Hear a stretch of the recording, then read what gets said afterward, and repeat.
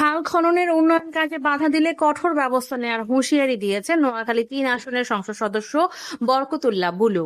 তিনি বলেন, খাল খনন সহ চলমান উন্নয়ন কার্যক্রমে কেউ বাধা দিলে তা কোনোভাবেই বরদাস্ত করা হবে না।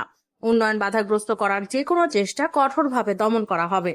সংসদ সদস্য আরও জানান, এলাকার জলাবদ্ধতা নিরসন ও জনদুর্ভোগ কমাতে খাল খননের কাজ গুরুত্বপূর্ণ ভূমিকা রাখবে। স্থানীয় প্রশাসন ও সংশ্লিষ্টদের উন্নয়ন কাজে সহযোগিতা করার আহ্বান জানান তিনি। কেউ খাল কাটার বিরোধিতা করে যদি কোনো কিছু করেন, তাদেরকে এখানে সরকারি পর্যায়ের লোকজন আছেন, সরকারিভাবে তাদের বিরুদ্ধে আইনানুগ ব্যবস্থা গ্রহণ করা হবে।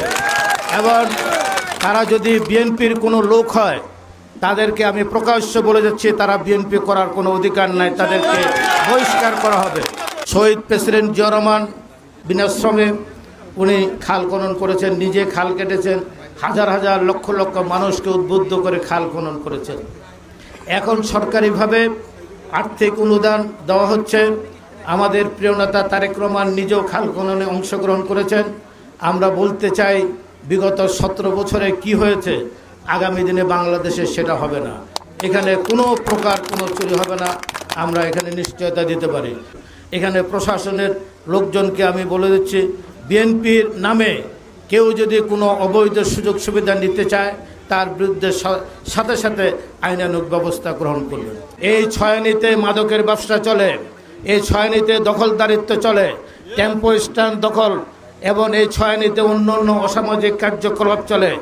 বিএনপির আমাদের প্রিয় নেতা তারেক রহমানের ঘোষণা, কোনো দখলদার, চাঁদাবাজ, মাদক এবং সন্ত্রাসী বিএনপি করার কোনো অধিকার নেই। একদম প্রকাশ্য ঘোষণা, তারা বিএনপি করতে পারবে না। আমি থানা উপজেলার সমস্ত কর্মকর্তাদের, আমাদের বিএনপির এবং উপজেলার কর্মকর্তাদের বলে দিচ্ছি, যে লিস্ট করে আপনাদেরও একটা গোপন সেল আছে, আপনার গোপন সেলের মাধ্যমে কারা দখলদার, কারা সন্ত্রাসী, কারা মাদক ব্যবসা করে আমাদের দলের হলো, তার আগে সবার আগে আমাদের দলের গুলোকে গ্রেপ্তার করবেন, তাদের শাস্তি দেবেন।